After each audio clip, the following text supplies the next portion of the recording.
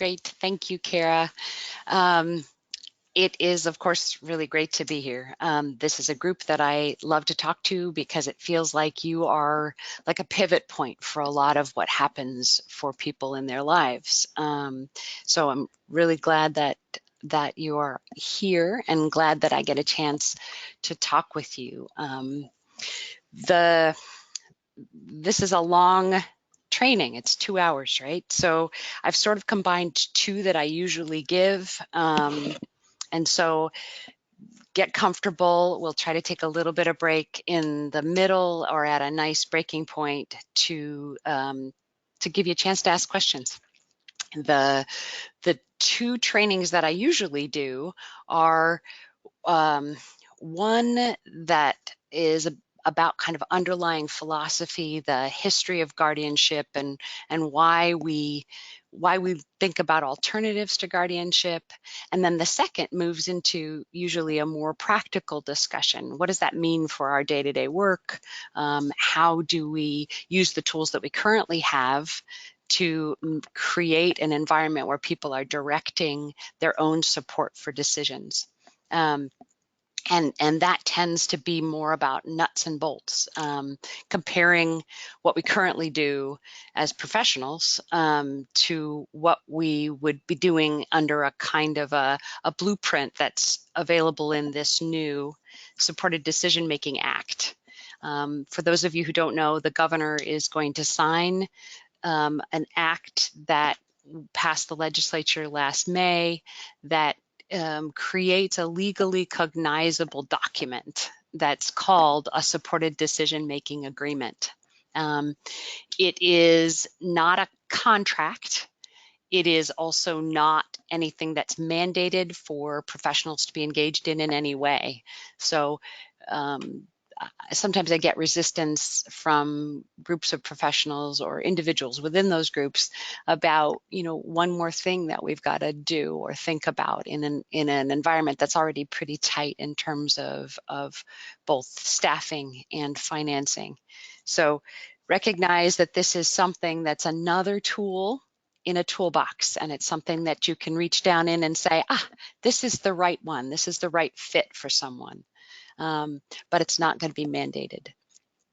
The training process has been really good for me because I'm getting lots of feedback. Every time I do a training, I get lots of information back from professionals about what they think will work and not work. And I'm asking you to also do that for me. This is a pretty steep learning curve.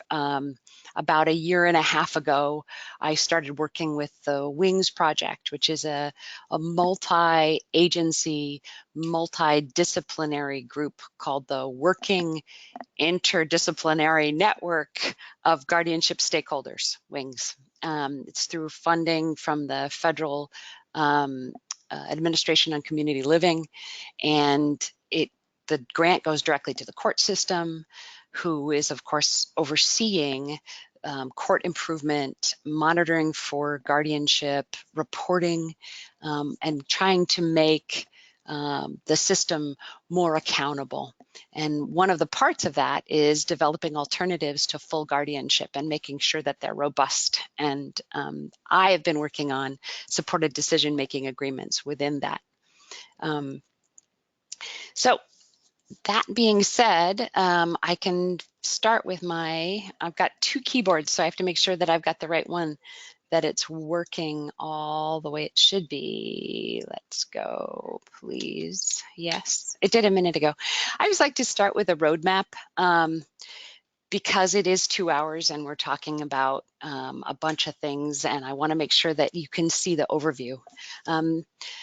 We are going to first be talking about a guardianship overview, in part because when we're talking about an alternative to guardianship, we have to kind of make sure that everybody understands has a basic level of understanding of why we're looking at alternatives. And a proviso there, when I have to speak in generalities about guardians and wards and supervision and orders, there's a tendency to want to say, but my situation is different, and I understand that I am I am making general statements, and that means that there are going to be circumstances I leave out. I recognize that protection from abuse and from financial exploitation and from overreach by guardians, all those things are important. And if I sound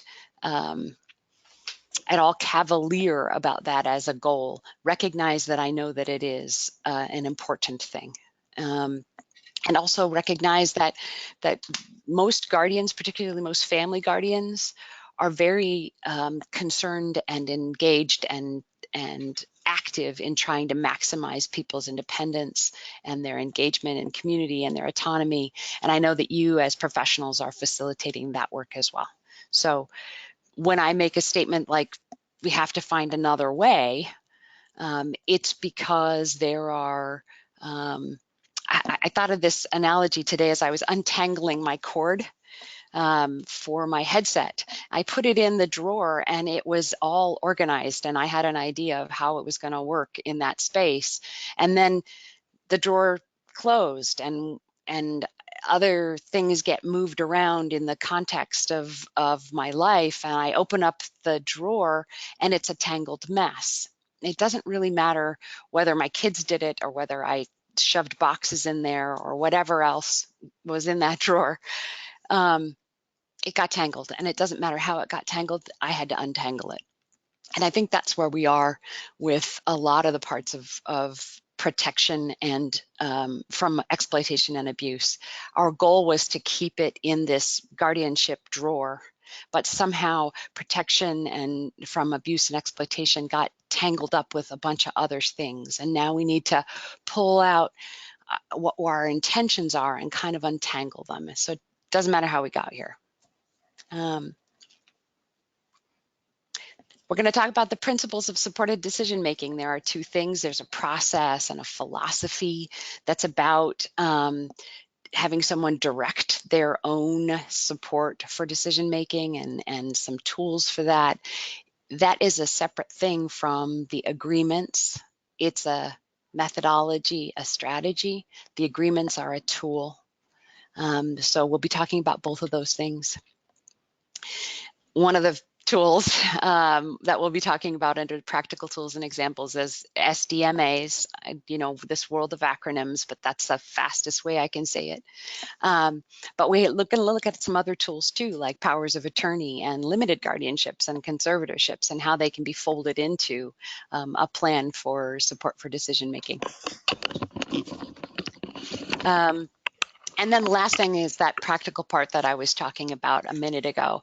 That's usually, for me, a whole second training. So I often go to two agencies, an agency twice. So I'll start out talking about this overview and principles, and then I'll come back and talk about practical considerations and for service providers particularly. And then we'll have some time for questions. I think we'll probably take a question break in the middle as well. I got to keep an eye on my time here. So I'm going to do a really quick history of guardianship, because when we think about guardianship now, we think about it as being something that serves the primary purpose to protect from abuse and exploitation, right? Which is a serious thing. I don't know if anybody paid attention to or saw the recent report on sexual abuse of people who experience intellectual and developmental disabilities. It's huge, and it's probably underreported. And so we have always talked about guardianship as being something that's designed to protect people, but it wasn't always the case. The first recorded history of guardianship is when powerful Roman families used their adoption and guardianship to exert control over other powerful families. So they would exert kind of their authority to pull those children of those families into their own family, and they could use them for leverage, or they could use them for their potential for getting dowry, and they would expand their sphere. So After that, in England, between the 13 and 1600s, there were only two types of guardians, the church and the king. Everybody else had what was called wardships, but they were an asset for a knight. They were part of reinforcing feudal control, the feudal system, and they were about getting more power through property. There were no wardships that weren't related to someone who owned something.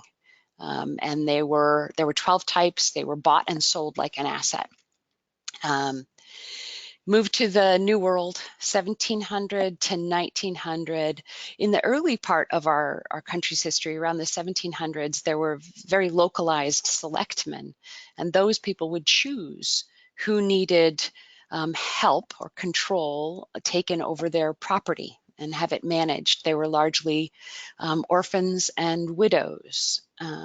Again, it was always about managing people who had property.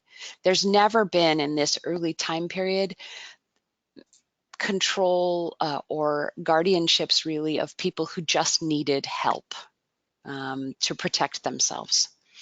Guardianship was used during the Victorian asylum period because there was a philanthropic effort on the part of mostly upper middle class white women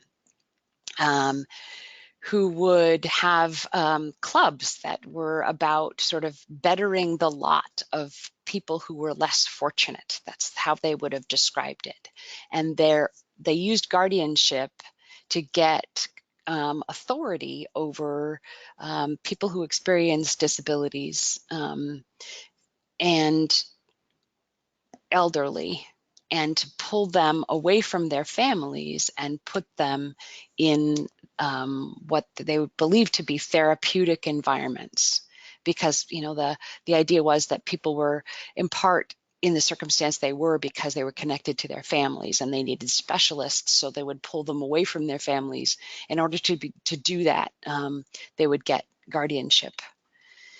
Currently in Alaska, actually currently in this country, first of all, the National Center for State Courts has estimated that there are, as of 2008, and now extrapolating from those numbers, active pending adult guardianship cases in the country could range from 1 million to more than 3 million. And experts now estimate that it's closer to 3 million adult guardianship cases in the country. And in Alaska, we have petitions have increased by 59% between 2010 and 2016. The total for 2016 was 723 petitions. This is for adult guardianship. So that means, of course, that it's approximately doubled in the last 7 years.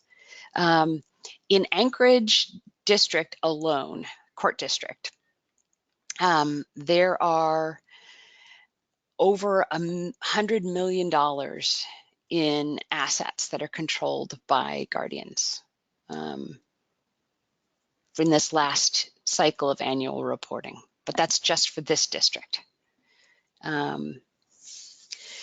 We also have, of course, an elder population that's growing. I don't know if people know about the silver tsunami in Alaska, but it's expected to double before 2042. One of the great indicators that we're doing things right is that the average life expectancy for a person who experiences intellectual and developmental disability was 22 years old in 1930, and it's now 70. So we're going to see a rising number of people who are at that intersection between their advancing age and their disability. Right now, at the Office of Public Advocacy, there are 150, there are 1,500 wards statewide. Um, they say that they're fully staffed at 1 guardian to 90 wards. The nationally recommended maximum for that is 1 to 40. But in 2017, they reported to the legislature that they were experiencing low morale, crushing workload, recruitment and retention problems. They have, as of 2018, a ratio of 1 to 109 plus wards. Now, I hope that there are comments that like, oh my gosh, I can't see the comment box right now because it's too big on my screen, but This is Kara. There's if folks want to type in your thoughts, sorry to bust in, but yeah, no, uh, do. folks are typing. The Guardians I know said their caseloads are about 120. They never see their wards. Why are there so many wards to Office of Public Advocacy, otherwise known as OPA staff? Right. Okay. All good questions, and I'll answer them right now. Yes, on the 120. They said 109 plus because it was growing so fast. I presented to the public guardians last October, and afterwards I had someone come up to me and say, "You have to help us. The people are going to get hurt, and it's going to be someone who's a senior because they're the people that complain the least." But why? The public guardian is a catch-all. So when a guardian gets appointed, if there is no family member that is obvious, because there's a priority preference list that the court uses, and if someone doesn't have resources for the court to appoint a private guardian who is a non-family, so they're court-appointed private guardians, those are professional guardians, then people get diverted to the public guardian's office. So the intersection of not having someone, family friend, that's an obvious person to appoint, and not having the resources to have the estate, as it's called at that point, pay for a professional guardian, then they end up at the Office of Public Advocacy. So it's that awful intersection too of someone who lacks resources financially and also lacks natural supports. And so there's not a lot of accountability and oversight. There's nobody in that person, or very few people in that person's life to demand something different from the state. Now, So, and I have to sorry. say, the one other thing about OPA is that those guardians are working so hard, and they are it's a thankless position because they just got a $1 million infusion of cash from the governor's budget last year, and the goal is to just hire more people. So this is Kara. Some comments coming in. Folks are saying that there are many open positions. There are 6 open positions for guardians. They can't find the qualified applicants. It's part of the problem. Yeah. A couple are asking about, do these statistics include those that are just conservators or everyone? People who are qualified for the job, they don't apply because it's so challenging. You also, as an applicant, need to be financially viable so you're not tempted to take advantage of awards finances, which kind of went back to what you were talking about earlier with the roots of guardianship. Yeah. Natural supports don't exist or cannot do it. They go to OPA. And then just comments about why not hire more people at OPA. There are blockages to that too. Yeah.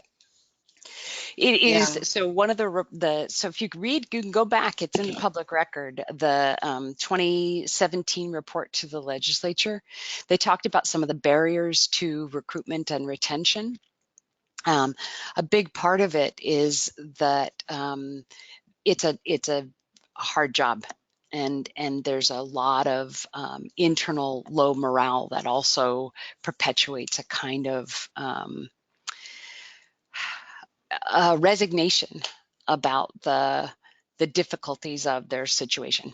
So it's we've got some good leadership in it, and some creative thinking about how to pull how to reduce some of the drag on the full guardianship caseloads by creating more robust alternatives and making sure that alternatives get used at the court level in the petitions for supervision. So part of the WINGS project, and in Alaska, a very big part of that WINGS project is to address this issue. The WINGS group has 5 different committees. One of them is all about court process improvement, and the other is about improving the education and outreach to family guardians so that fewer people get fewer family guardians give up. So we're trying to reduce the pressure on OPA at the same time that the state is trying to increase their resources. But I hear about the open positions. It's a difficult job to fill. But that's like another 2-hour discussion, unfortunately. Of course, they had the lawsuit that was alleging the failure to visit wards, and that's exactly right. Somebody mentioned that when they were talking about 120 to 1. They have an obligation monthly to do a face-to-face, and there's no way that you can when you have 100 wards. Okay, so part of the issue in Alaska is that we have a standard for what legal capacity is, and it's actually pretty finding incapacity is pretty high standard. An incapacitated person is someone who experiences an impairment of an ability to receive and evaluate information or to communicate decisions. So this is kind of a nested definition. So keep that in mind, that their impairment causes a lack of ability to provide essential requirements, right, for physical health and safety.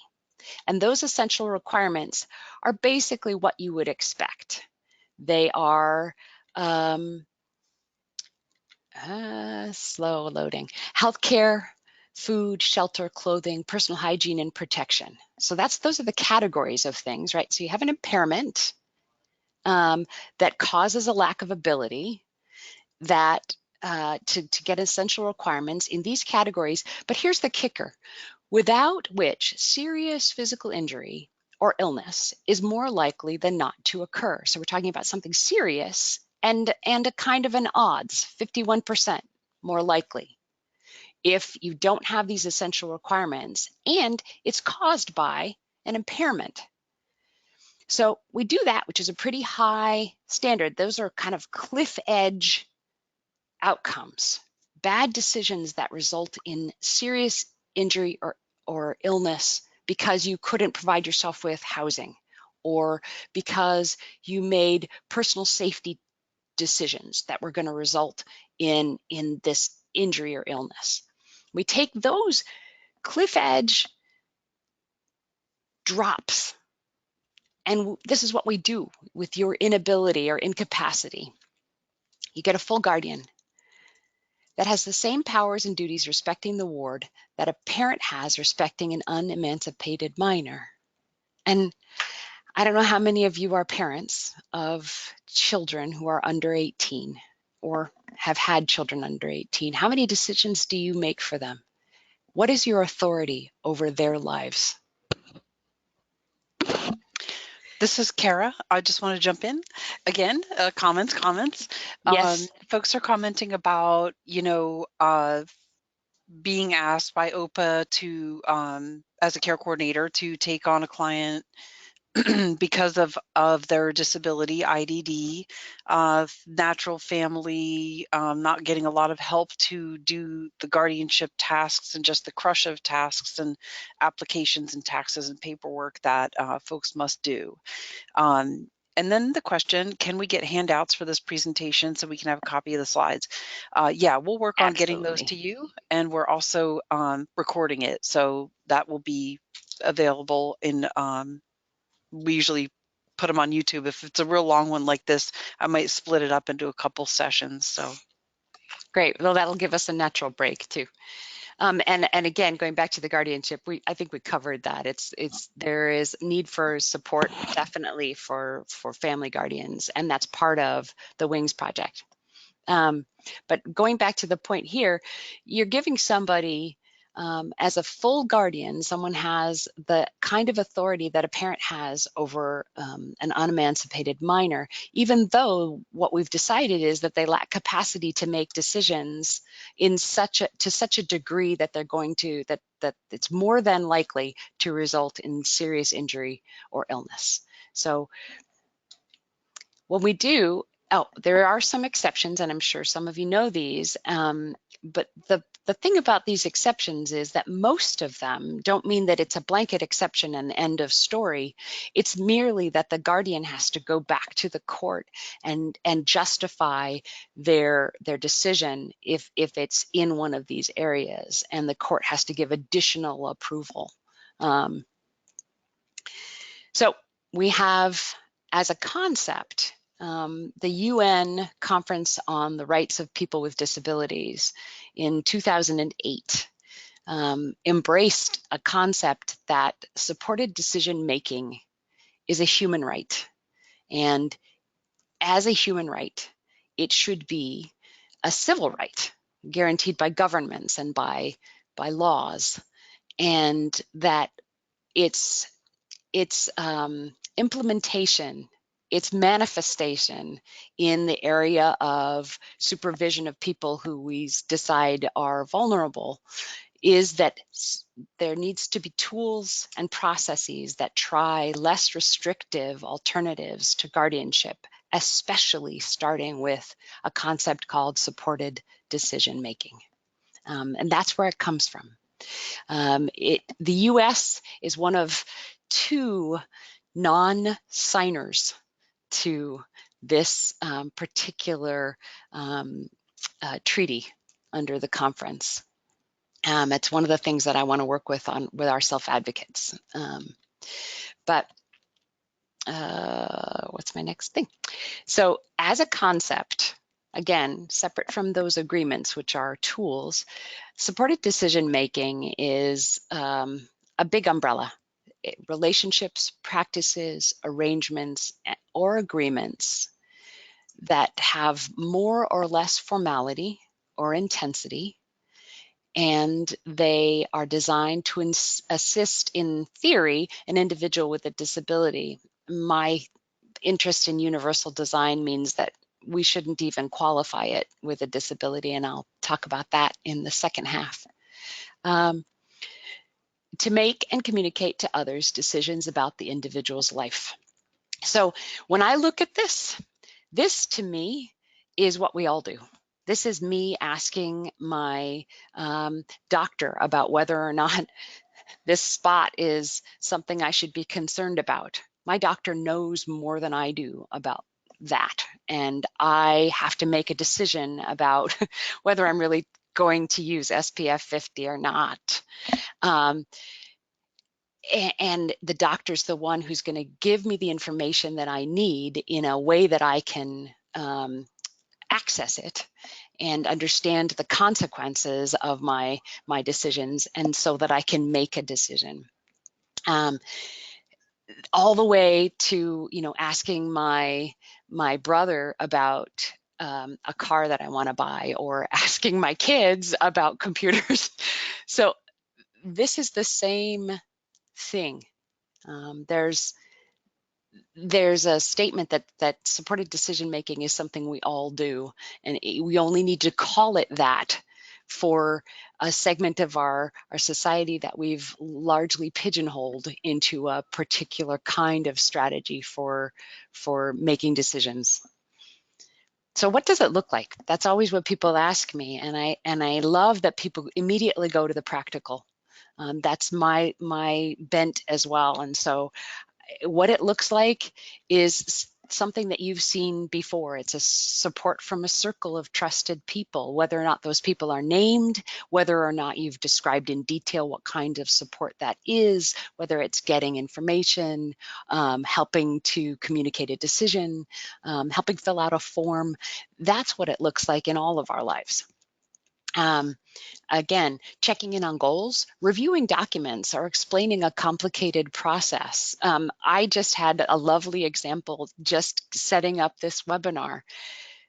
Kara was so patient and so clear, and each step was about, look over here, check on this box here. That was support for what I was trying to do. The important thing to remember is that directing is a learned skill. We talk about self-advocacy, but directing is different. Self-advocacy, I actually wanted to look up, I'm going to have to flip to my notes because I get going too fast. I wanted to look up advocacy is the act of pleading for, supporting, or recommending. It's like active espousal of something, and here it would be for yourself. But direction is guidance or supervision of action or conduct. It's an explicit instruction, order, or command. So this challenges us to move from thinking about self-advocacy and more toward self-direction.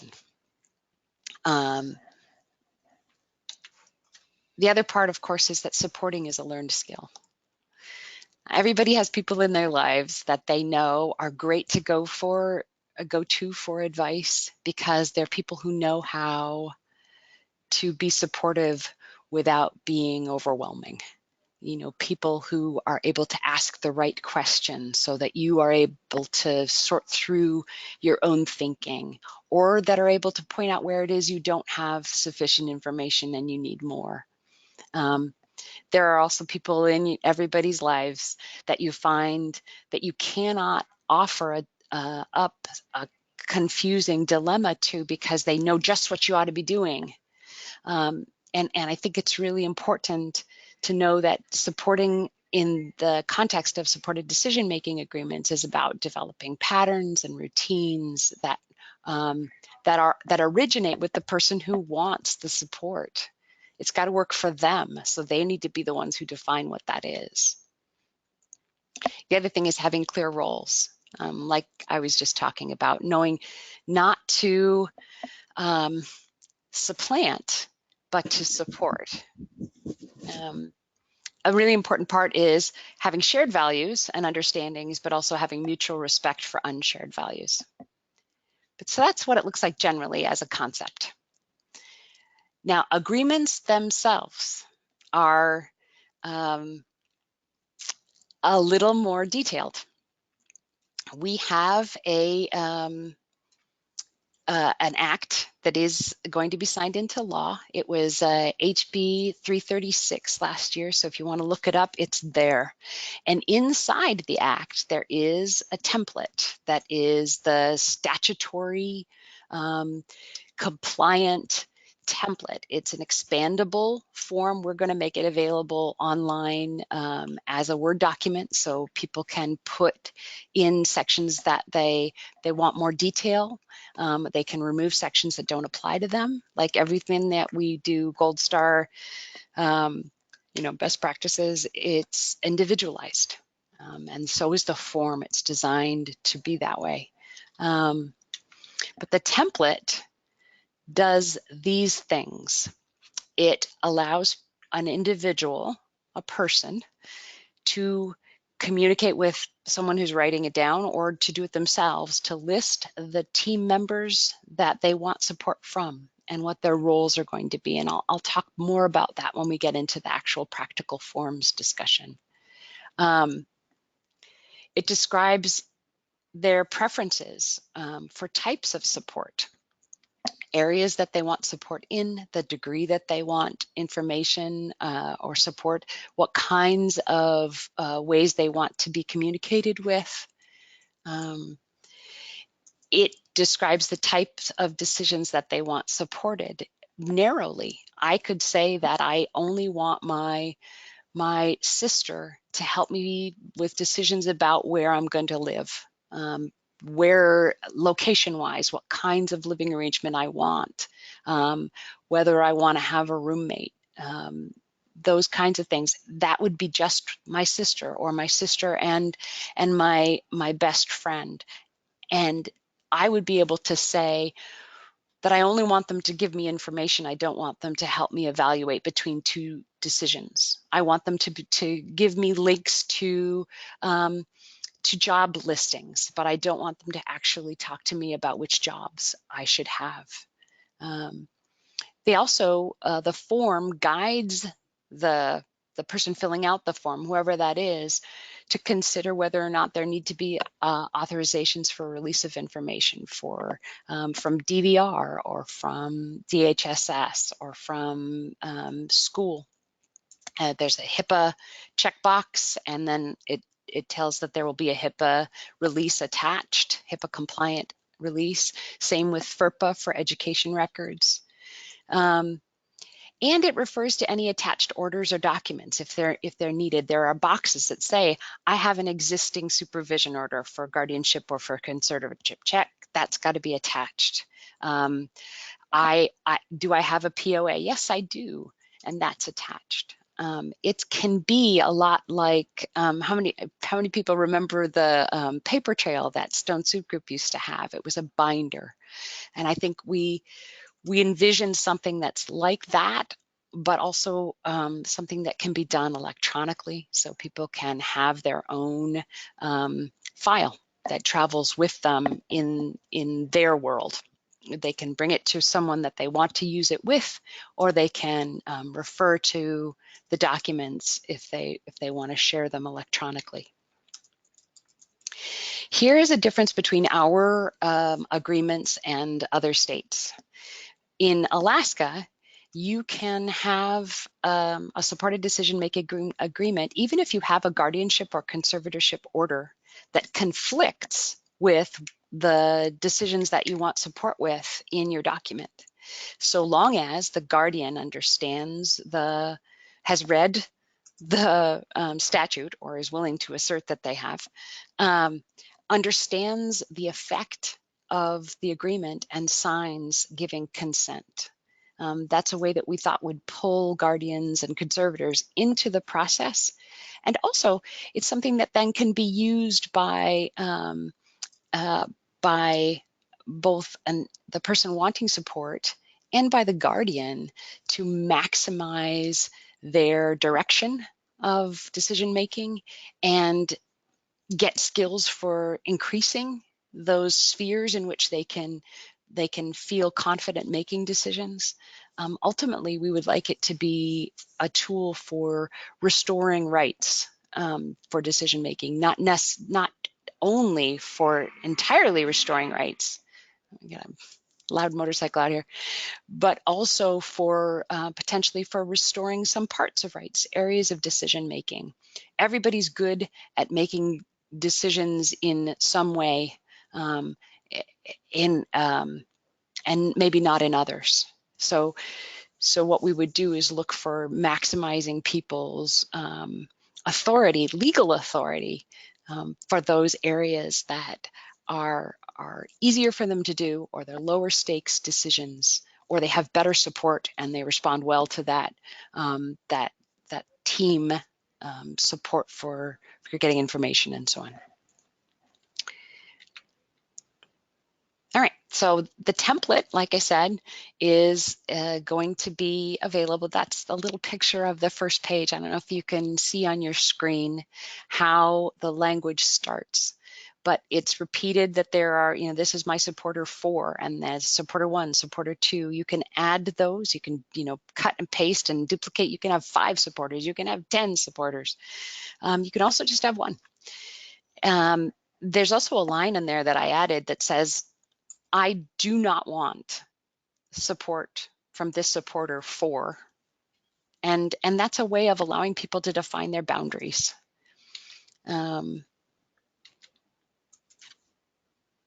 It's in the statute. As I say, will be in the statute.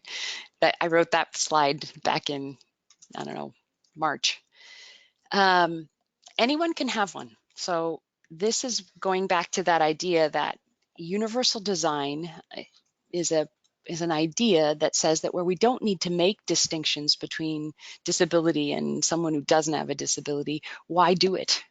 And I kept thinking about what were the pitfalls of not making this universally available, and I realized there weren't any. And a byproduct was that it can be used for seniors for advanced planning to structure who will be assisting them with making decisions as they age and in what way. And again, because you can have attachments and it can be modified, you could change it as the circumstances change. You could also include clauses that had what we call springing powers of attorney. You could say that this person is making my decisions until X, or assisting with making my decisions until X happens, and then they will become my power of attorney. I've already said that one, that they can be under an order for guardianship. The form that is in this statute, which I had to pull out and cut and paste and turn into a Word document, it can be, the one that you actually use can be different so long as it's substantially similar to the example in the statute. And of course, there are legal effects. We talked about it being a legally cognizable document. And what that means is that it, like other kinds of documents that are in the statute, like powers of attorney, it has legal effects. So any decision made using the support that's described in a person's individualized supported decision-making agreement has to be treated as a decision that's made by the principal, which is the person who is being supported. It has to be treated as though it's their decision, even if there were other people in the room that were helping them brainstorm about the ideas, people who were explaining to them what a document meant. If someone has difficulty communicating and there is someone else who just understands their communication and they are the ones who actually says the words that are understood by the third party, it still has to be treated as though it's that person's decision. The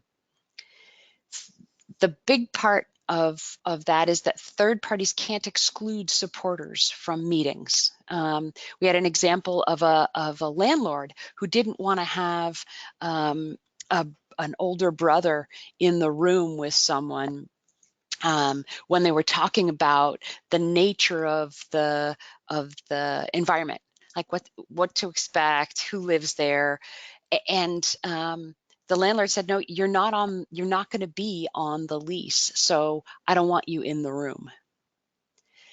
That kind of thing will not be allowed if that person has a supported decision-making agreement.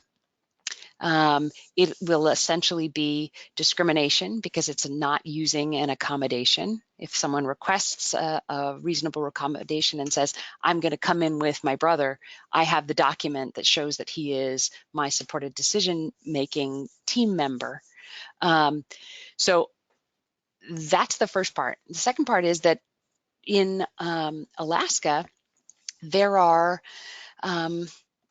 government agencies that have investigative processes where they're supposed to be one-to-one with the person that's being interviewed. They have them at the Human Rights Commission. If there's an investigation, an individual can only bring in a guardian or an interpreter. So if someone needs assistance with communication that isn't about actual direct interpretation, we're not talking about, sign language or even assistance with a tech device for augmenting communication, if they don't have that direct a relationship with the person, then that second person isn't allowed in. It's also true for, I tell the story of my mother. My mother had a stroke and it resulted in aphasia of speech. So she went to get her license. She went to find out about getting her license reinstated. She still had some aphasia, but she could drive. But she found out that the The interview was a back of the office interview, and it was 1-to-1. She was not allowed to have anyone in with her that that might understand her better.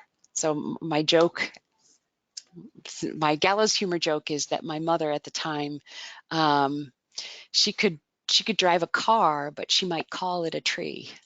And she was so nervous about the prospect of not having me or my brother in the interview with her that she decided not to do it.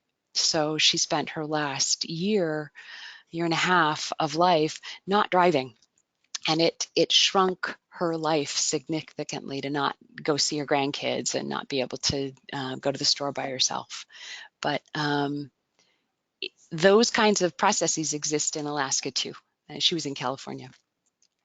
So these documents will make that not legal.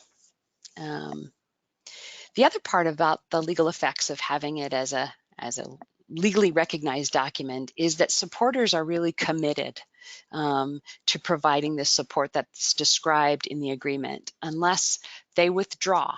If they can withdraw, and it's fairly easy to withdraw, but they sign a declaration saying that I understand the consequences of the effects of this agreement.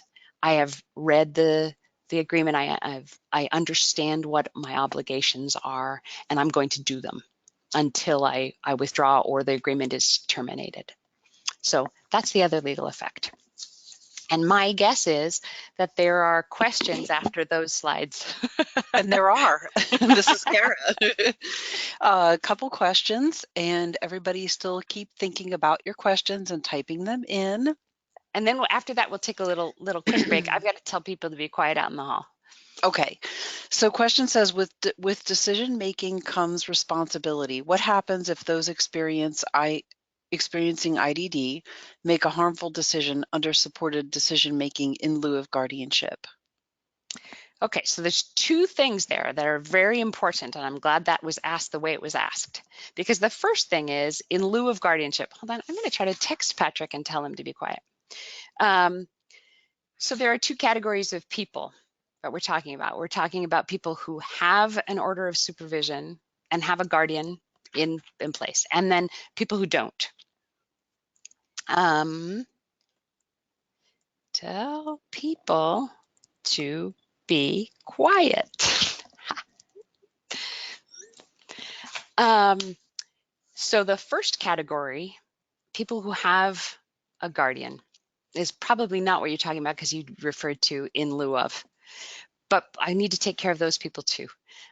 So people who have some order of supervision, they have, as we anticipated and as the structure dictates, they have a accountability in the guardian. They have a guardian that's in the process or is aware of the process.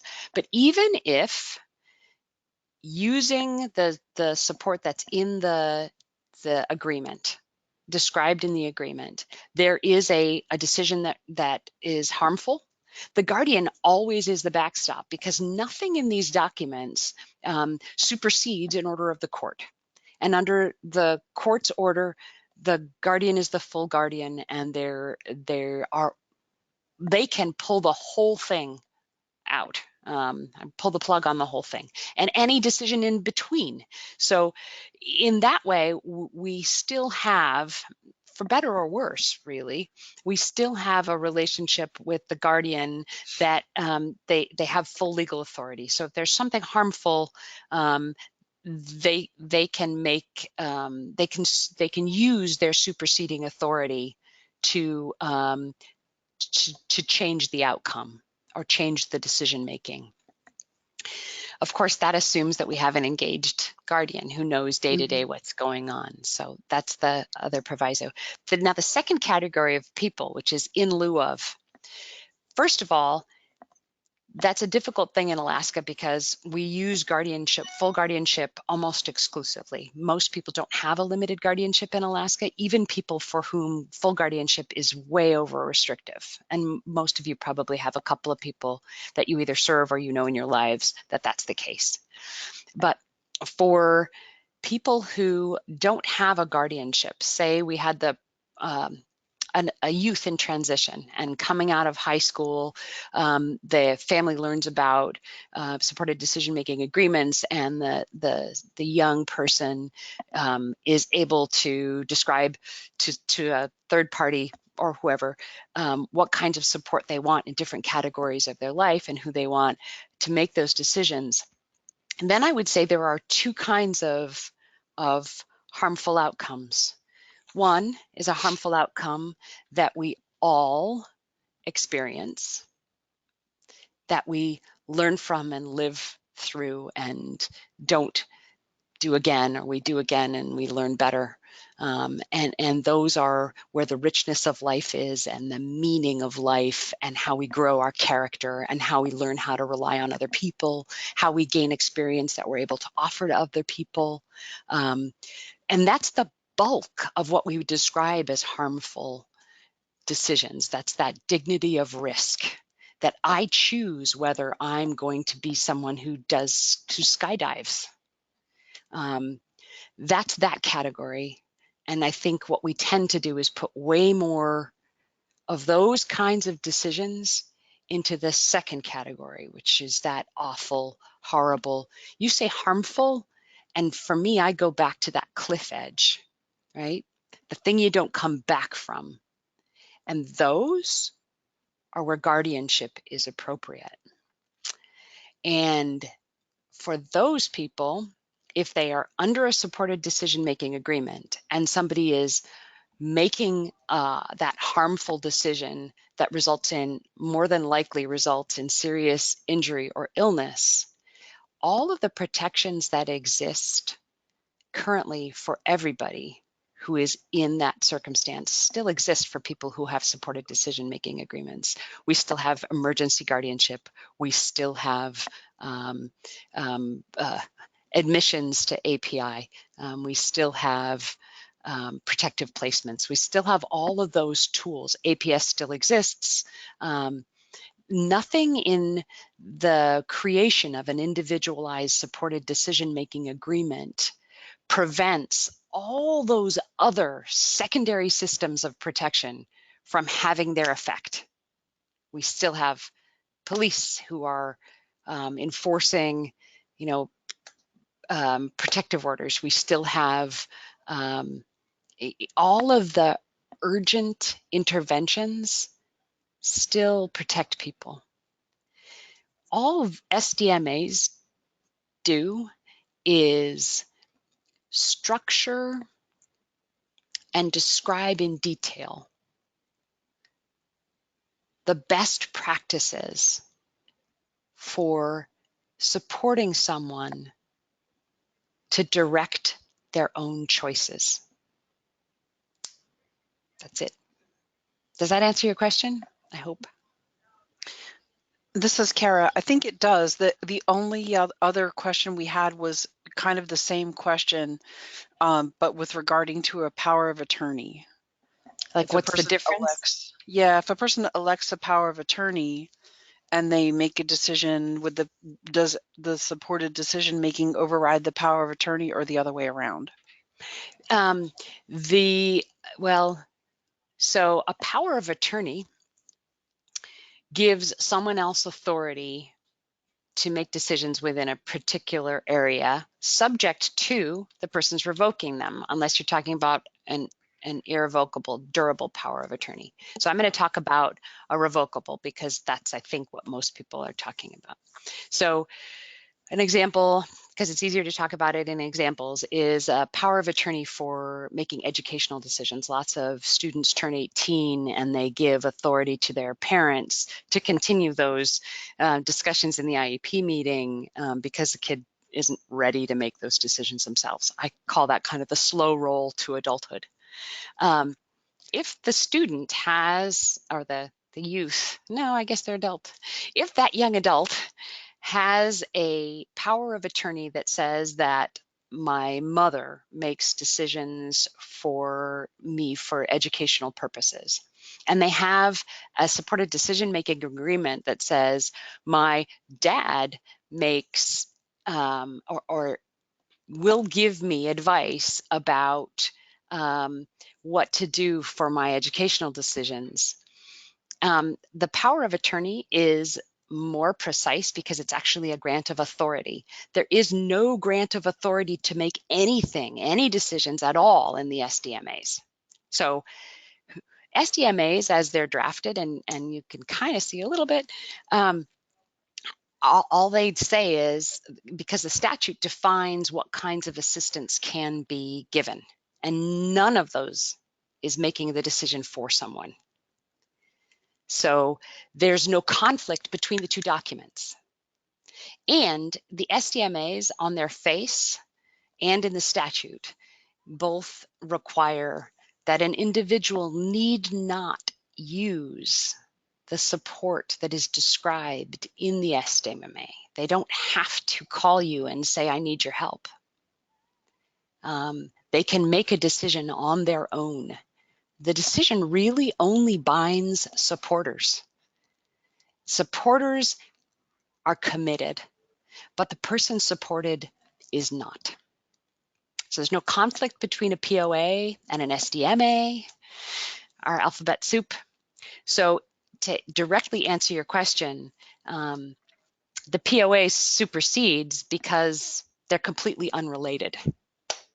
One is a grant of authority to make decisions, and the other is a structuring of a commitment to provide assistance with the supporting foundational needs or desires that feed into an individual making a decision. Does that make sense? Sometimes I can get too graphic and my examples get too flowery. Okay. We do have a question in here if you'd like to hear it. I see it, actually. I was just taking little notes on it. It's the We All Know People. Yeah. Yeah, that's a great one. Yeah. Yeah. Do you want to start off with that? Sure, that'd be great. So the question is that we all know people who want to part ways with their guardian to gain access to their funds, probably other kinds of independence as well. I mean, relationships and make decisions like all adults get to do, and have more control over impactful life decisions. Exactly. Once the option becomes available, and with the court's approval, of course, could one pursue SDMA as an alternative to guardianship, even if this freeing themselves from their guardian is their intent? And, to answer that question, I would just ask, is intent ever part of a consideration for guardianship, for entering into a guardianship order in the first place? And it's not. So it doesn't matter what someone's intent is. And frankly, it sounds like what we're talking about is an intent to be responsible for one's own actions, whether they're financial decisions or relationship decisions, or where you want to work or where you want to live. And so I would say, if someone has that intent, awesome. So long as what we're doing is creating a structure that looks at a fidelity to a process that makes sure that someone has access to information, that they have people that they can turn to if they want to. And again, that we're paying attention to what the real standard here is. We, as a country, don't take away people's rights to make decisions unless those decisions are going to result in serious injury or serious illness, more than likely, because they cannot provide for their essential functions because they experience a disability, an impairment to communicate or to understand. And we don't do that just because someone makes unwise decisions. We don't do that for people who have regularly experience abusive relationships repeatedly. We don't do that for people who have repeat bankruptcies. We don't do that for those people who jump out of the airplanes with those squirrel suits on. Have you seen the video of the people who jump off the cliff and they're flying in those suits and they go into an open door of an airplane one at a time? It's a prop plane. If they are 8 feet off, then they are hamburger. But we don't take away those people's right to make decisions. So I would say absolutely, and I think that's actually a tool for doing that. I think that what we should be looking at is making supervision orders more individualized. So if it were me and I were a respondent to a guardianship petition, then what we would be looking at is that Anne needs supervision for making long-term financial decisions, period. She does not need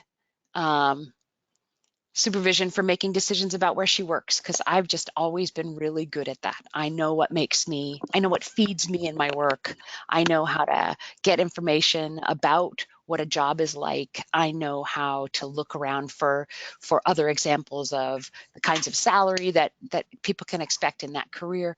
So we need to use the other alternatives before we go to full guardianship. And for people who are under a full guardianship order, we need to reevaluate whether there are areas of that blanket authority, that total unemancipated minor parent authority, that would be better served for everybody if there were less restrictive alternatives, including SDMAs, that could pull areas of decision-making out of that full guardianship view or authority.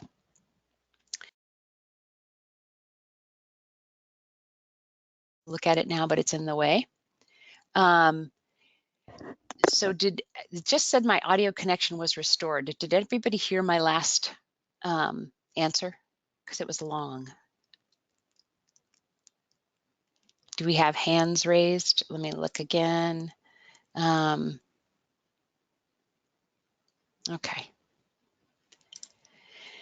So I'm going to go on unless somebody tells me they can't hear me. Actually, I would like it if, and I'm sorry, I didn't get your name again, the Kara stand-in.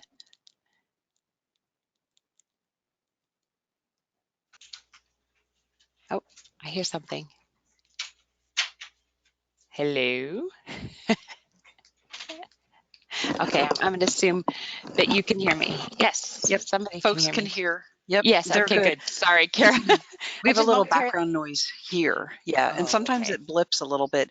If it has severe problems, we'll try something different. Don't worry. Okay, that's fine. It just That's had a just little a box webinar that thing. said that my audio connection was restored, which made me think that people hadn't heard it. Yeah.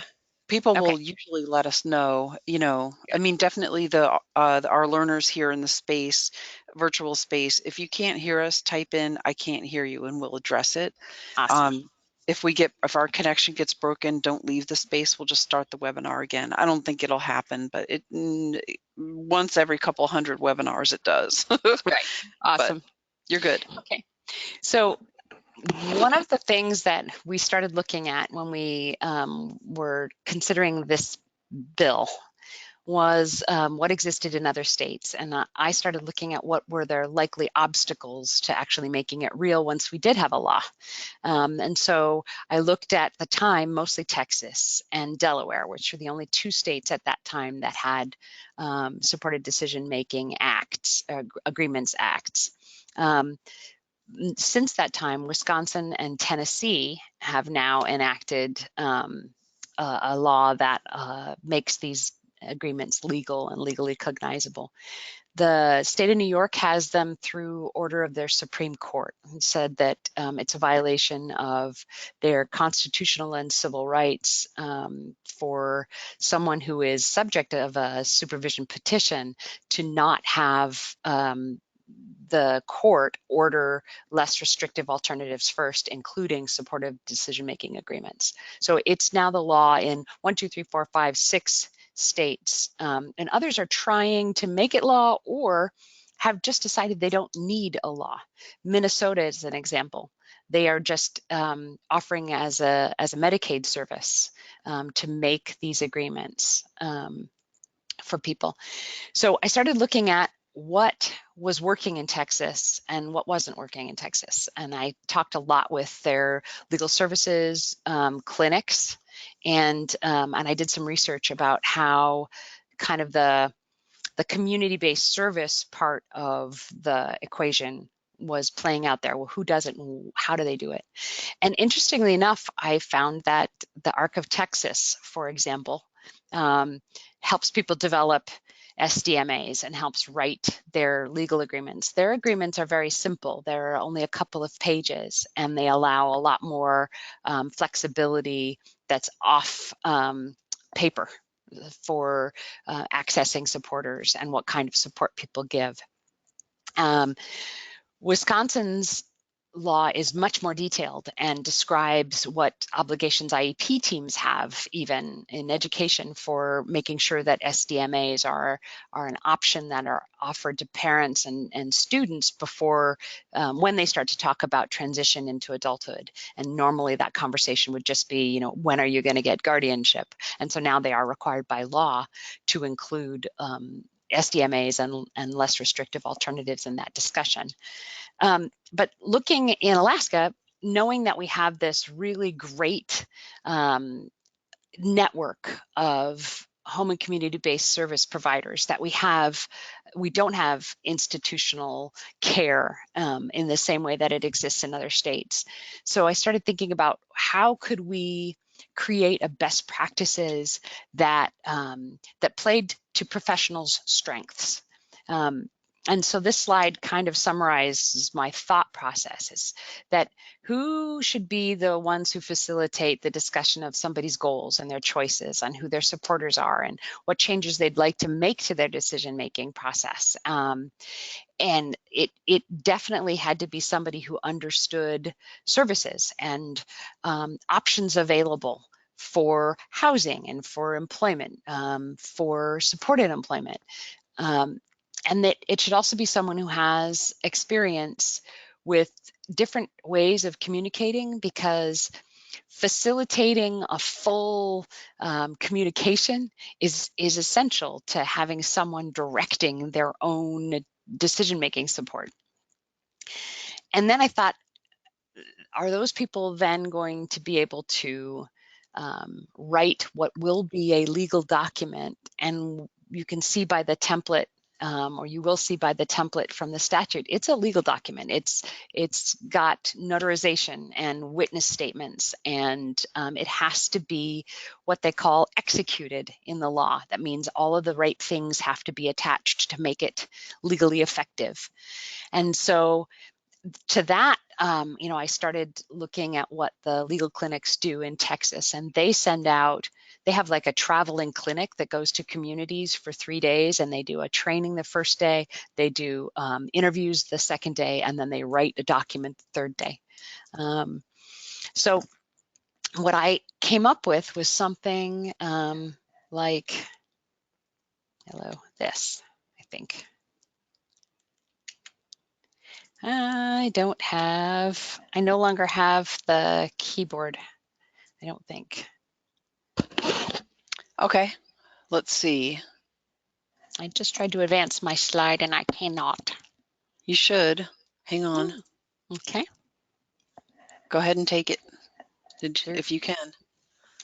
Just wiggle it around a little and you should be able to. There you go. Okay. Hello. Maybe this one, huh? Nope. Well, I can do it this way, but I can't do it. I can only do it with my mouse. Okay. That way. Nope. Which usually allows me, there we go. Okay, awesome. So what we decided to look at was the people who are best prepared to do that sort of work are in the nature of case managers, supervisors, care coordinators, people with social work background, school psychologists, probably the other people that could do this same sort of thing.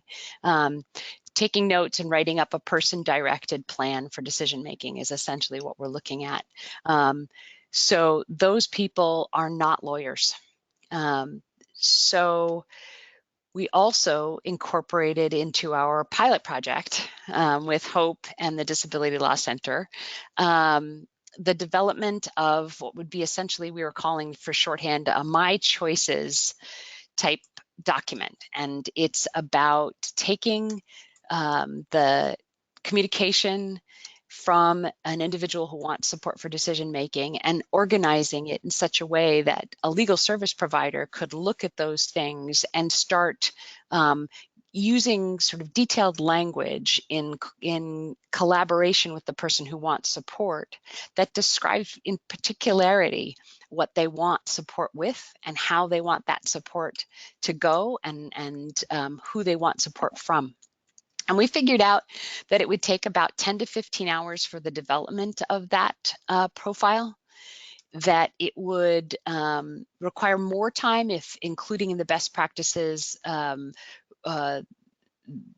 was some follow-up or some opportunity to make changes if it's not working.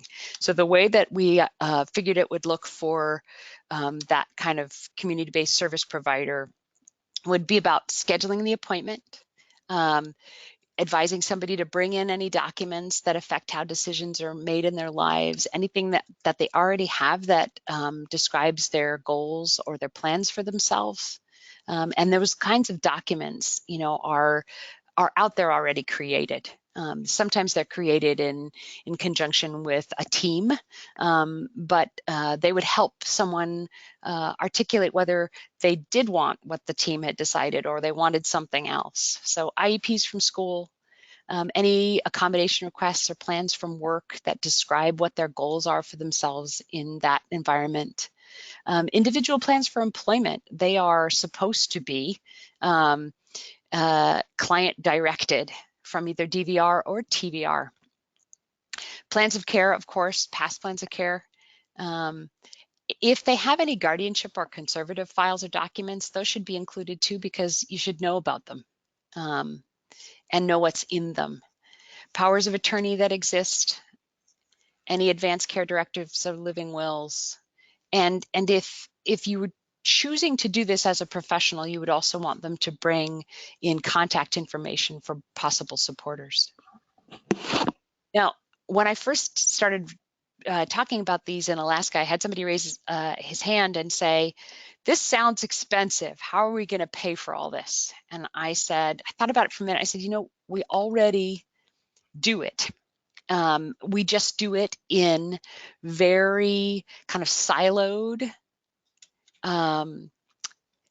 and discrete ways in different areas of someone's life, and in some cases they're not person directed, they're dictated to them, but we already do them and we're already paying for them, and they don't work as well as they could because we're not putting them all in one place. So these are all things that I'm sure most of you are familiar with, but they're all, they are all tools that can either give language, if it's self-directed descriptions, or they can give areas to provide guidance for questioning somebody about what they want to do within those areas of their lives, or their resources like the ABLE accounts or the accounts with features. You know, there are, earlier there was a question about someone wanting to be freed from guardianship so that they could make financial decisions. There are kind of accounts with guardrails that are available for someone that wants them, to allow them to demonstrate that they have using support from for decisions from supporters, using information or checking back on goals or guidance, that they can make those decisions outside of an order for supervision from the court. There are those kinds of tools. And so those things should be brought in to that initial interview. And normally here I have a little video, but I didn't feel like we had enough time, but I do have a video with a couple of vignettes describing this kind of interview. You'd get background information, long-term and short-term goals for themselves. Again, The difference is that you're trying not to apply your view of what priority decisions are. There's no room here for assessments. This is not about functionality. If you were talking in a plan of care about a goal, the goal would be broader. It would be, you know, getting supported employment, and the objectives would be making a supported decision-making agreement with a supporter about getting information about the availability of positions that are suitable, or something that's more measurable. But the difference between a supported decision-making agreement and something that is more based on a medical model is that we're not talking about, what we are talking about is someone's directed choices about information and assistance for the areas that reflect their goals. You'd want to talk about how decisions get made now, patterns and practices that the person wants to keep, patterns and practices that that person wants to change. What do they not want help making decisions about? This is a time when you're writing all of that down. That would be the time to get authorizations, to get records, because if you need other information, to write your narrative, or to contact other supporters, because obviously we're talking about confidential information, or to ask about other powers of attorneys. So this is Kara. I want to jump in. There is a question. It says, how does this differ from the client-centered plan of care? The recipient is engaged in the process usually, or the representative. The plan of care is for a different purpose. This is to establish decision-making for life in general. I get that the process and the philosophy of it is like a person-centered plan of care. A plan of care would incorporate this, should this be the way the person wants to make decisions, but the plan of care is about the plan for care that the person has in the community, like what services, who helps them, not just waiver services, but all the care that they have. It's different, but it, comes from the same seeds of control that the person would have over their life. That's all. Right, and that's a wonderful answer. That's exactly right. And the other point that I would say is that this is a more limited, I mean, it's kind of what you were talking about, all of their care, as opposed to this is just about decision making. This is not about who's going to give them support for employment, who's going to be the provider for that, and how many hours, and what does that look like. What it is I want help in these particular ways from these particular people for deciding where I'm going to work. So hopefully that makes a distinction clearer. But there are similarities. I think the key difference that I would say in philosophy is between the word person-centered and person-directed. And I know you've probably had lots of discussions about those differences. But there are similarities in terms of effective development, and this one is even more centered on the sharing of information from the person who is to be supported, not their representative, because their representative isn't necessarily going to be lockstep with the way that the person wants their decision making to go. So open-ended questions. Tell me about your goals. How do you want that to happen? Again, going back, functionality assessments are not part of this process. Your understanding of their functionality, your preconceived idea about functionality, all those things are not relevant. It's not your judgment that matters. And you can use closed questions to summarize your understanding and to check in. You've probably all taken courses or have read or thought about active listening. And that's the first part, is really about trying to elicit as much information about goals and preferences and people as possible. Then you can use a checklist to make sure you haven't overlooked something. And there are tools, which I will show you at the very end here, that help you do this. They help you start out with broad questions, and even have forms to fill in for people. There are plain language guides for guiding this discussion. There are plain language guides that include symbolic communication that allow people to more easily access the kinds of information that are relevant for developing this beginning narrative.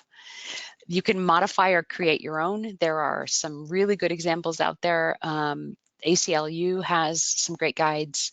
The ASAN has guides as well. We are going to have on our website links to these plain language guides and also to forms that will facilitate this process and keep you within those 10 to 15 hours. Excuse me. I would say try more than one tool. If this is something that you want to be part of, you want to see be part of helping people develop, then you could be thinking about your own tools that work best for you, or for individualizing the service that you might offer. So you'd want to ask who their current supporters are, obviously, and who do they want to have as supporters, and then specifically, what do they want each supporter to help with? Most people know that answer. Most people know that they only want their sister to help with a job search. They don't want their sister to help with relationship decisions. Thinking about communication, what kinds of methods of communication? Are you going to text? Are you going to email? Are you going to call? And that important thing is that because these are part of someone's natural circle, they get to exercise a decision about whether or not the people in their natural supports circle get to talk about their decision-making process when they're not around. And about meeting preferences. Those are all about sort of defining personal boundaries. Then you'd be contacting supporters. Again, this is still within that 10 to 15 hours. And keep in mind that this is the second part of our two-part training, where I'm really just talking about what it might look like as a practical matter to use the SDMAs to help people develop the kind of profile, the picture, the summary that would be used by someone else, a legal service provider, to write an actual SDMA document. Now, when you contact supporters, remember that sometimes someone may not have told their supporter that they'd like them to be part of an agreement. You may have to do some educating, describing what SDM is, or that SDMAs are available in Alaska. It may be helpful to prepare a small script, and if they still don't have ideas, or the information that you're giving them isn't helping, or you need to give them more, you can offer to provide links to online resources. There are SCADs right now, and again, I'll give you one of my last slides has a list of vetted sort of resources and links. Now, at the meeting with supporters, this is always kind of, I think, a hard balance, because what you want to be doing is creating space for someone to direct their own meeting. That means, sometimes calming the voices that are in the room that are not the person who wants to get support. You want to be seeing yourself as a facilitator of their process. The person being supported is directing the structure of the meeting and also the content. So it is mutual understanding in the room that it's their meeting and that they are going to describe what areas that they want support for and what kind of help they want. We have a great video that was acted out by some people who in our general world of services, that they did a wonderful job of showing the interplay between a young adult man and his parents and wanting specific support, but not wanting them to supplant his decisions and not wanting them to encroach upon his growing independence.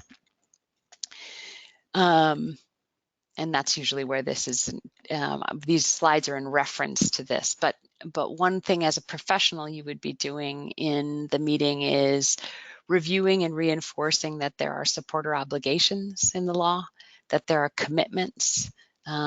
Make sure that supporters understand the difference between supporting decision-making and not supplanting judgment. Offer additional information or resources. The Governor's Council, as I said, we are almost done with our skeleton for the website for supported decision-making agreements, but we will have it fully operational by the 1st of November. Remind supporters that the agreement guides their actions. It's going to be clear when the legal service provider gets done, it will be precise, specific, and it will be clear what each individual is going to be doing under the agreement. It will have those personal boundaries defined. It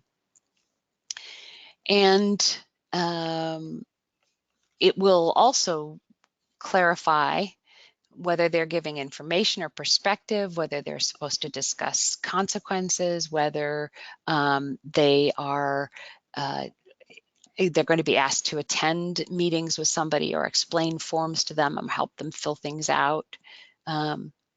So that is the kind of overarching practical development, initial interview meeting with supporters. Once you have all that information in one place and you have reviewed everything and you think you have a good understanding, then you write something. And this is probably where the biggest time, the greatest amount of time in the 10 to 15 hours gets eaten up. And that's writing a narrative for the legal service provider. You're basically telling this, a lawyer or a paralegal at the Disability Law Center or at Alaska Legal Services, you're telling them what this person's choices are and what their background is and who they trust. So you're going to be writing a narrative that includes I would actually do it as paragraphs that were with respect to each area of decision making. That's a good way to organize it. And then say this is their choices about, they are concerned about choices about housing, and the person that they want to rely on, the people they want to rely on are these people. The types of support they want from those people are da da da da da. And if that's clear, then the legal service provider can write all that out. After that's done, you would have a final meeting with the adopter, the person who wants support, and their supporters. Then a referral to either Disability Law Center, which is ready to start writing these. They're training staff. They have a lawyer who is dedicated to this project. I'm working also with Alaska Legal Services to start training there. Using the statutory template, they will create that document. And then, as I said before, provider referral list would be useful. We'll have that also on the Governor's Council website. And then the last thing would be a follow-up. I mean, my recommendation would be 3 or 6 months or both, just to see how it's working. Does it need any fine tuning? And if I were going to talk more detail about the My Choices narrative, which is something that was asked of me in my most recent training, For hope, I would say that you would be structuring it like this. Background and supporters and contact information, a statement of goals, their choices in various areas, whatever they've expressed as areas of importance to them. And then you would be giving details in these categories. Now, if I were going to expand one of these categories and see what it would look like in detail in that section, I'm just going to pick housing. Then what it would say is that my supporters in this area are this, the type of support I want, type of support not wanted, ways to communicate with each other, and any other additional information that's unique to them, that's relevant and useful. So what I'm hoping to give people here is a kind of a look at what they could be, what these agreements could look like, and a starting place for thinking about practically how might I, as a care coordinator or as a case manager or someone else in a kind of a management role like an IEP coordinator or a school psychologist, how you might start offering this as a service and how it might affect positively the way you look at the rest of the work that you do. So I hope that's been helpful. I'm going to give you some resources. SupportedDecisionMaking.org is the National Center for Supported Decision Making. It has links to all of the things that I'm going to show here below, and also other resources. They are connected to the Administration on Community Living and the American Bar Association. So it's a really great source of information. But for guides, boy, you just cannot beat the ACLU guides. They have this second one here, is the plain language guide that I was talking about, and it's about describing what supported decision making looks like and how you might go about getting one, starting the process from the perspective of the person who wants support. These are the ASAN guides. There's an easy read that is just about supported decision making, checking boxes, giving short descriptions. The easy read for families is also very good. It would be something that I would use if a supporter came to me and said, I don't understand what this looks like. This would be the source to go to. And do we have time? Actually, I'd love to. Kara, can I click on this and just go to the easy read for family? As long as you're online, it'll take you there. I think so. It should show it on the screen. If you just go, okay. Try it. Says opening, okay. I don't even know what that says because the print is so small. Yeah, don't worry about it. Okay, beauty. Awesome. Okay, so it's small, but I'm going to leave it there so we can still see their thing. But if we're going to scroll down here, it is, okay, so these are all just, for example, to go back. So again, this is for families, plain language. So it's to be read, family and individual who wants support. And it's just got the greatest examples. Let me see if I can pull it down further. It's got a background about where in the country there are already recognized supported decision-making agreements. It has advice for families. The other one that I also want to show you is this one. Fortunately, I want to save a little bit of time for discussion because I think there's probably still a lot of questions out there. And what I want to do is really just get you thinking. So look at this. When do I want support? Check the boxes to say if you need support in each area. You do not have to check a box for each category. And then these are the ones that are symbolic. I can do this alone. I can do this with support. I need someone else to do this for me. So what this does is it makes it supported decision-making agreements. It expands the range of users. It means that someone can have an agreement with the support of someone who does have supervision ordered by a court. It allows Lisa Warzonik, who's the director of the Association for State Guardians and Advocates. Her statement is, and I love it, she says, supported decision-making agreements should be used by everyone because it's also a best practices guide for guardianship.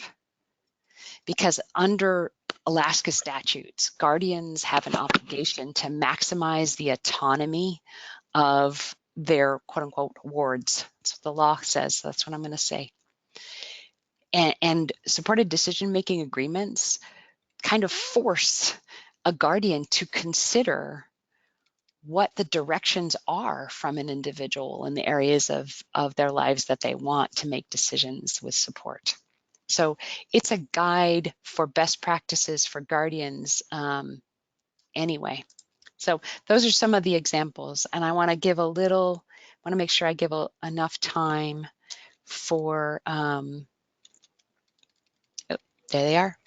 The other two, AARP has a great guide for this. Supporters under a supported decision-making agreement document is for financial support for seniors, for planning aging. So it's how to be a supporter for financial decisions. And then the last one here, setting the wheels in motion, that is a really good guide for staff.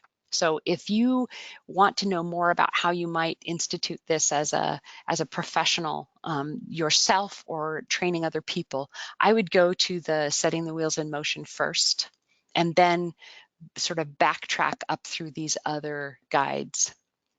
Are there any questions on just the resource page? Folks have asked if we'll make those available after the session. Yes, they'll be in the the handout, and you can just go, just scroll to the last page and just click on them because they stay active links. So yes, we will email this to you, not a problem.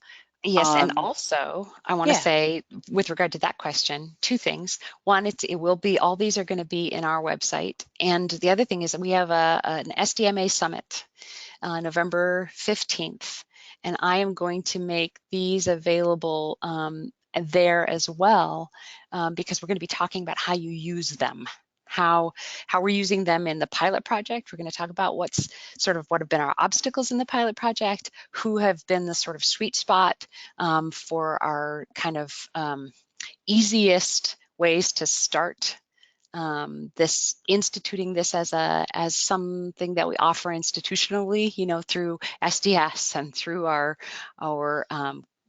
contracts with providers. And the other considerations about our pilot project. We're going to talk about that, and these will be part of that. So, sorry, next question. Yeah, those are good. Are there more questions? I was down to the bottom and they were asking about the resources. What are your other questions about supported decision making or anything that, here you go, some good questions. Slide. Yeah, these are my slides. So I always try to think about, so I went ahead and I looked through your statute, and I looked through the regs on all the services that you're responsible for creating access to and structuring access to, so that I could think more about your perspective as care coordinators. And I also have done a training before on voting rights and human rights. And one of the questions that I got was, we're supposed to be focusing on what's medically necessary. And is this, medically necessary? And if we're talking about home and community-based services that include, rehabilitation, community engagement, supported employment, all of those things that are already defined as medically necessary, then what we're really talking about is helping people make their own decisions about what they want to do in the community and what they want to do for employment. So that was my first thought there. And then going back to the person-centered isn't person-directed. So your obligation, or our obligation as providers under CMS rules, is, we're all talking about person-centeredness, but that's not person-directed. And I would say that the person-directedness is what gives us our directions to accessing person-centered services. So this isn't appropriate for my clients. I hope I addressed that in the kind of the range of ways that it can be used as a tool that fit appropriately with the range and individuality of people's lives. That it can be used for people who have greater needs for supervision and protection. It can be used as a way to structure best practices and other things like that. And the other two I'm not going to ask because it's 5 minutes to, and I want to respect the time, and I want to answer the questions you have. So what are your questions about supported decision making? Anything that we didn't hit on that you don't want to leave the session without knowing? Right, and also you should know that you can call me. Mm-hmm. I'm available. Okay, for waiver recipients, they must meet certain criteria in order to qualify for services. The plan of care document outlines those services, but sometimes it seems that the person's voice does not come through. That is why we're here talking with you today about this. Amen. Mm-hmm. This for me is a way of starting a discussion, maybe not even starting, continuing a discussion about that very thing. That we have, if we provide a structure that's followed, that if there's fidelity to a process, and the process is something that we've already described in law, and we have, we've carefully implemented that process. We've taken it to the people who are experts at finding out information about people's lives and listening to them and asking the right questions. And then we've taken it to lawyers who are able to tease out what's going to make supporters committed to doing a specific something, and how do we ratify those, execute those agreements, and attach whatever documents, authorizations, or releases of information, and so on that need to be there. If we've followed a fidelity to a process, and the outcome of that is a very carefully described direction from someone, that this is what they want, then we're starting a process. We're instituting a process of doing that. And if we do that for decision making, and it works, and we see that it works, and we prove that it works, then we can export it to other places. Mm-hmm. A couple other questions. How can a care coordinator show that supported decision making was part of the plan of care process? My best answer, this is all new. You could certainly write a narrative about it and tell the story of that in the plan. And Anne's right, all the services that by the time you get to the plan of care, we know they're all based on medical necessity because it's Medicaid. And if they've been approved for level of care, we're not talking about that anymore. We're talking about what the person wants from the services at that point. And then there was a comment or a question, even if the person's cognitive functioning is limited. We get questions in training a lot about people who we will use words like, they don't do anything, they don't move, they don't talk, we can't tell what they don't say things. Kara, hey Kara, how could I even have this be a part of that person's world because they just can't do anything? Do you have thoughts on that, Anne? I do. And so one of the things that people talk about with supported decision making as a concept is that there is kind of a necessity for communication with someone that a person trusts, who understands them, who understands the way that they communicate. I have an example in my life, a lovely young woman who I know doesn't want to make particular kinds of decisions, because when we pose the question, her behavior escalates in such a way that she's clearly communicating that this is not what she wants. She's uncomfortable and unhappy with merely the, with just the options. So that's an area that she does not want decisions. She doesn't want any authority to make decisions. She doesn't even want support for making that decision. She just wants that decision made by somebody else. And that is how I would look at anybody on any kind of continuum of functionality.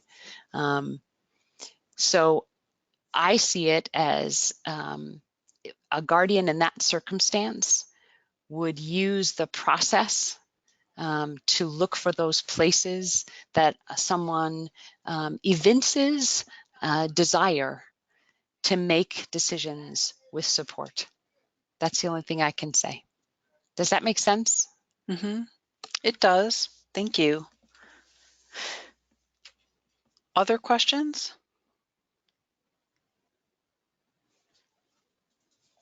We'll give people a second or two to start typing and see.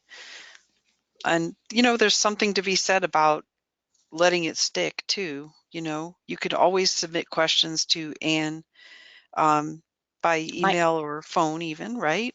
Yep, my email is standard, state government. It's my first name, ANNE.Applegate@alaska.gov. Okay. Folks are writing thank you, so I think we're okay to close the session. Okay, great. Any Thank last you words? all so much. So patient. Of course, I didn't get to see you shuffling in your chairs, which like I usually do, but I'm grateful for the opportunity, and thank you so much for your attention and your openness to think about something that's a little outside the box. And thank you, Kara, as always. You're awesome. Absolutely. I'm happy to be here, and I learned a lot, and I thank you too. So fist bump. All right. Okay. Thanks, everybody. You can go ahead and click out of the session, and I'll end the session in just a second here.